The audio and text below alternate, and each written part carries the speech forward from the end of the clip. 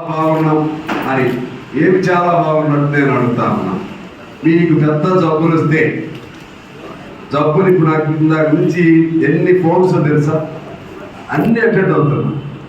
ఒకవైపు ఏమో 10 లక్షల వరకు ఉచిత వైద్యం అని చెప్తుంది ప్రభుత్వం.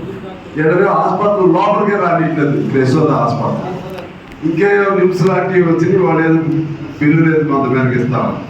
అంటే మనిషికి శ్రమ మనది, సంపద మనది, కానీ నీకు జబ్బు పడితే చూపెట్టుకోవడానికి వైద్య సౌకర్యాలు లేవు.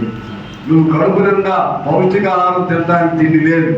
మనం తినే తిండి మనం చాలా గొప్పదనుకుంటూ ఉంటాం, కానీ వైద్య వాళ్ళ పరిభాషలో, వాడు చెప్పే పరిభాషలో మనం పౌష్టికాహారం కాదు మనం తినేది, బతకడం కోసం తింటా ఉన్నాం. ఇప్పుడు 5 రూపాయలకి అమ్ముతూ ఉంటారు ప్యాకెట్, చూడండి 5 రూపాయలకి అమ్ముతూ ఉంటారు. చాలా మంది అక్కడికి వెళ్ళి ఆ పాకెట్స్ కొనుక్కుని తింటూ ఉంటారు. తప్పులేదు, నేను తప్పని అనట్లేదు. అంటే అందులో కొంత సబ్సిడీ ఉండొచ్చు, కానీ ఇంకో అదే పరిస్థితుల్లో మీరు ఒక కాస్ట్లీ హోటల్కి వెళ్ళండి. ఆ హోటల్లో ఒక ప్లేట్ భోజనం 500 ఉంటుంది, 1000 రూపాయలు కూడా ప్లేట్ భోజనాలు ఉంటాయి.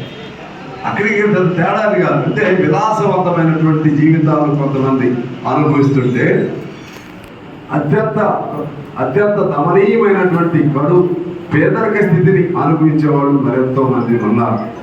అందువల్ల మనం తినే తిండి లెక్క కాదు, మనం వేసుకునే బట్టలు కాదు, మనం చదివించే చదువులు కాదు. మనం చదివించే చదువులు ఆ పోటీ పడి చదివే వాళ్ళ ముందు ఎందుకు పనికి రావు. అందుకనే మన పిల్లల్లో ఎవరో కొద్దిమంది కష్టపడి బాగా చదివి ఐఏఎస్లు ఐపీఎస్లు ఎక్కడో ఒకళ్ళు మెరుగు పెంచినట్టుగా ఉండొచ్చేమో, కానీ ఓవరాల్ చూస్తే ఆ పరిస్థితి ఉంది.